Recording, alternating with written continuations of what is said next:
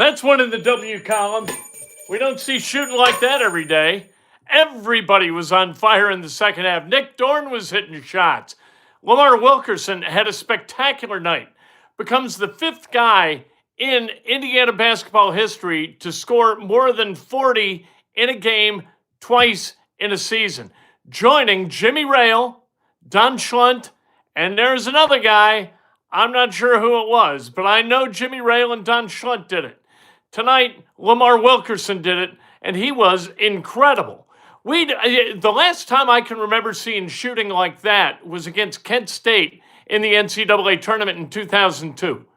Indiana was just special tonight, and they needed to be special because Oregon came in with Biddle and played really good basketball for a portion of this game. And I thought, you know what? This is going to be a game. They got up by 14, and then there was like a turnover and a little bit of a swale. You had Tucker DeVries dribble the ball off his foot and then pick up a foul, and you're like, hey, this is not going the way I want it to go. The foul call, by the way, on DeVries was utter nonsense. That was not an illegal screen.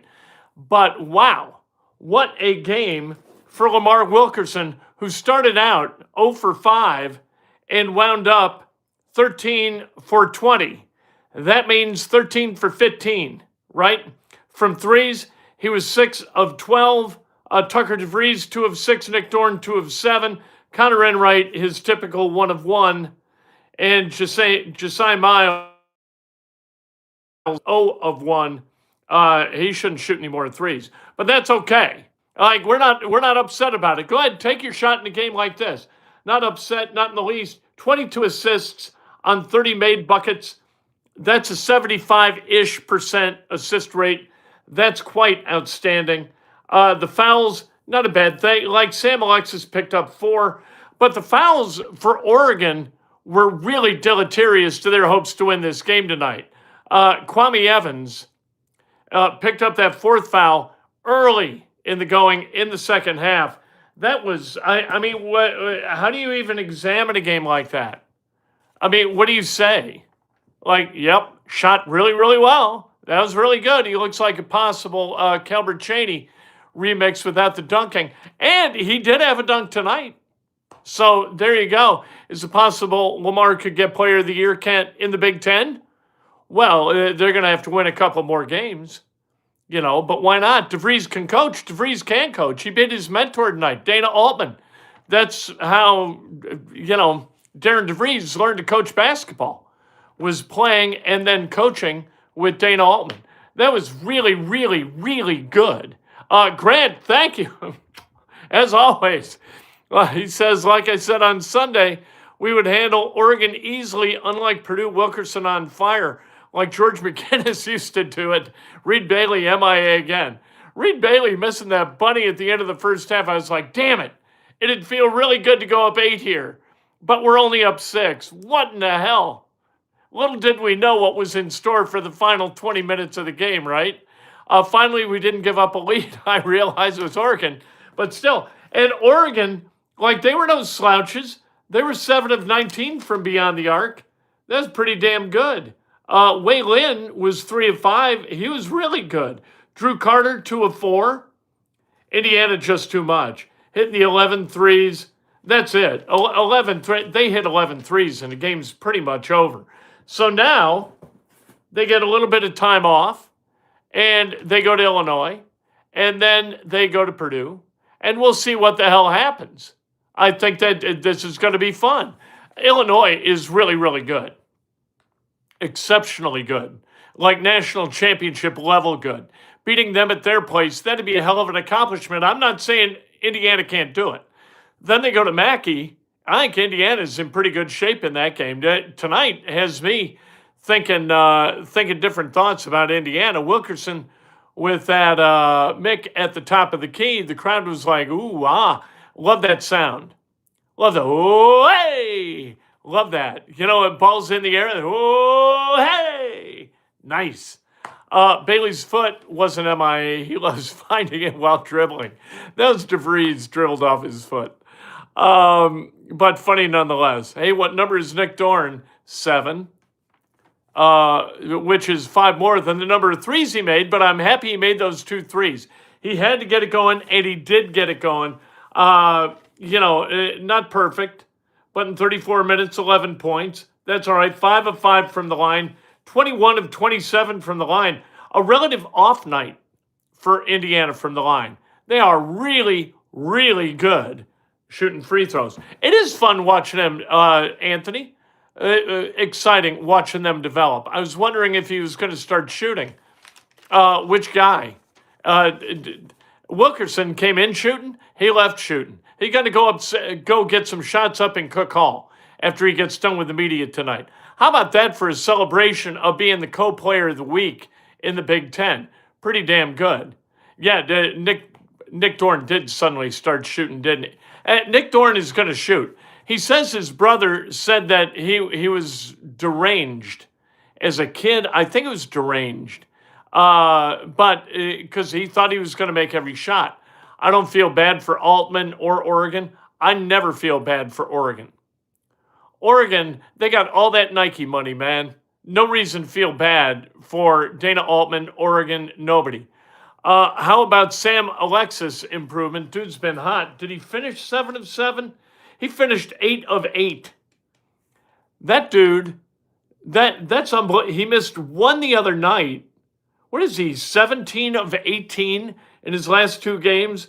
He had 16 tonight with 5 rebounds. Connor Enright led the Indiana with 6 rebounds and 8 assists tonight. They were just finding guys. This team has suddenly become really, really fun. They were anything but fun during that loss to Iowa. And then off that loss, they have played some really good basketball. Now they've won 5 of 6. They're 8 and 6 in the Big Ten. And that was the mark where you said, okay, that's where you got to go. If they can get a split on the road against Illinois and Purdue, and I know that's a high bar to clear, you get to 9 and 7 with 4 to play, 3 of them being at home, and you're looking at 11, maybe 12 wins in the Big Ten. And 11, you go to the NCAA tournament, and ain't nobody going to want to play this team in the NCAA tournament. Nobody. They communicate really well. They're loud. They're talkers. They're getting together on defense. Their effort defensively. I listened to a little bit of the pregame with Eric Sir, and Eric Sir was talking about the effort that Indiana has on the defensive end for 40 minutes. Like that's not negotiable. Offensively, sometimes they go away. Sometimes they'll take shots out of rhythm. Sometimes it just doesn't work offensively. Teams can get into them a little bit early and make it tough to play against them. Defensively, they get after it every single possession of every single game. They are really good at doing all they can to defend as well as they can. Same here. Love Eric and Don. Eric's just terrific. Really good stuff. And he's gotten better and better and better and better. He and Don are very comfortable, and so it works. You know, the Sirs have cornered the market on analyst jobs in Bloomington, and rightly so. Eric's really good, so's Buck. Reed Bailey with 15 minutes tonight. Some guys got in at the end for moments. Ian Stevens, Trice Grensing, and Drew Snively. Sicily with 6 more minutes. I still like Sicily. I think he ought to be able to play. What instrument do I play? I play the flute. I played in band in elementary school. I played the clarinet. I did not enjoy playing the clarinet, so I stopped playing. I wanted to play the trumpet. Nobody was on board with that plan. I don't know, maybe they were a little bit more expensive than clarinets, and my parents were like, what's the cheapest instrument he can play? Is there one not made of metal? The clarinet. Very, very nice. All right. They dreamed of me being the next Kenny G. I would have liked to have seen Bellamy. I started with McGinnis. I agree with you about Walt Bellamy. Walt Bellamy was a rebounding machine. Look at his box scores back in the day. I never saw him play. I didn't even see him play in the NBA, I don't think. McGinnis, I saw play in the ABA a little, and then in the NBA. But what a great basketball player he was. How would you like to, who is it? Billy Keller, Steve Downing, George McGinnis. I think all 3 played at Washington. That'd be crazy. I got to have that wrong. I know Downing and McGinnis were teammates at Washington, and I thought Keller was too. Let me check that because that's kind of an important factoid of Indiana basketball lore. Billy Keller High School. I should know that. I can't believe that I don't. Where did Billy Keller go to high school? He did go to Washington. He graduated in 65, though. So he did not cross paths with McGinnis and Downing. But man, dude could shoot. George McGinnis, as a freshman, averaged 29.9 points per game at Indiana. Unbelievable. Rail, Woodson, Henderson, Wilkerson. Now I'm certain Don Schlunt did it. So we're off by at least one there. So, but I'm not sure who he replaces.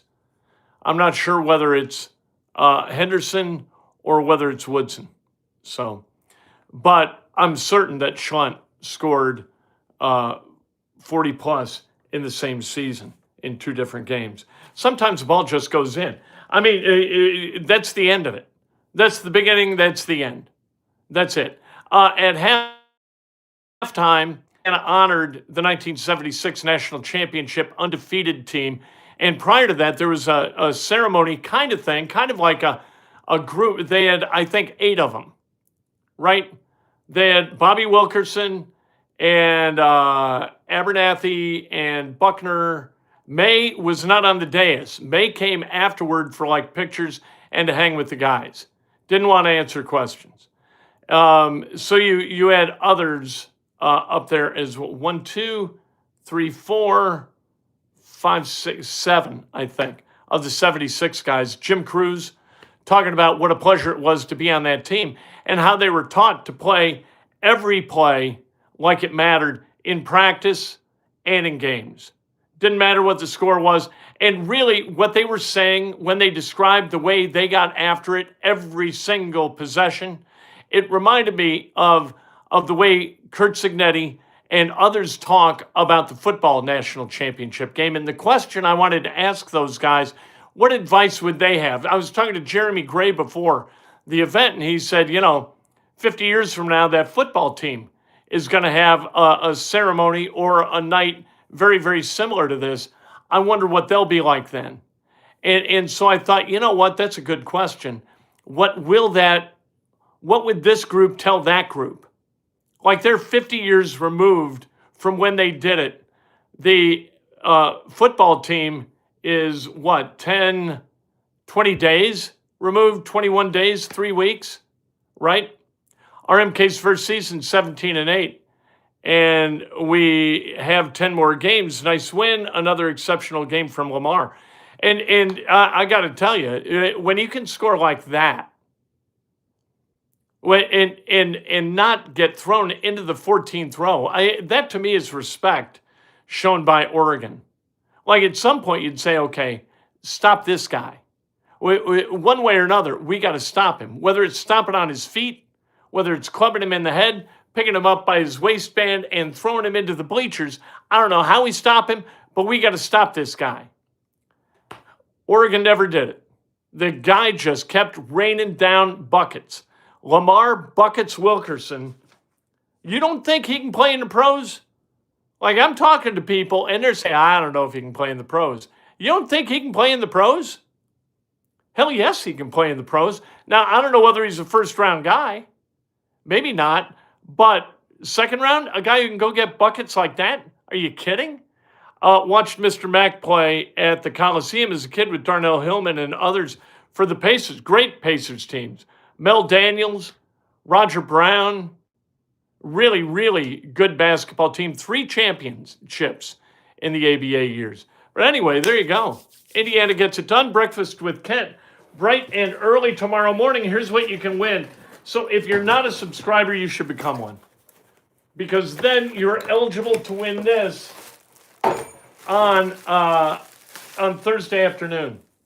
This is an absolutely beautiful Boston Celtics jersey signed by Antoine Walker.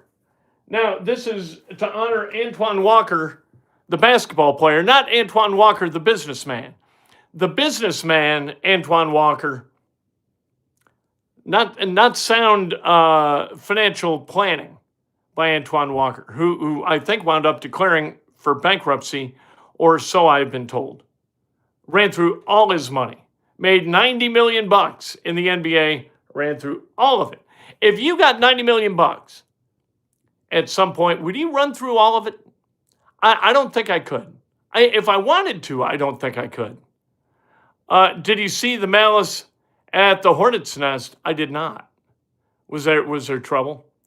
32-0, 50 years ago, 16-0 this year. Crazy how that works. It is crazy how that works. It's unbelievable how that works. And on this day, 50 years ago, this night, Indiana beat Michigan State by 15. There you go. Feel bad for Connerway. I don't feel bad for anybody, tell you the truth. I mean, go figure out how to fit in. Keep working in practice. Your time's going to come. Can't feel bad. I can't believe it's been 50 years. Wilkerson can play pro ball easily unless he gets hurt. 100% right. We'll see you tomorrow morning. Become a subscriber. You got a chance to win that beautiful autographed Celtics jersey. I'm so glad it's a green one with just white and green. Give me 2-color jerseys all day long. Indiana's red and white, right? Colts, blue and white. Celtics, green and white. Yankees, navy blue and white. Awesome. But he obviously is injured. Not good that he's injured, but you learn from that, and it's going to be fine. Wow, was it Pike in 1976? No memory. A lot of memories, right? We got those. We are chock full of memories, people. And we'll talk to you tomorrow morning. Can't wait.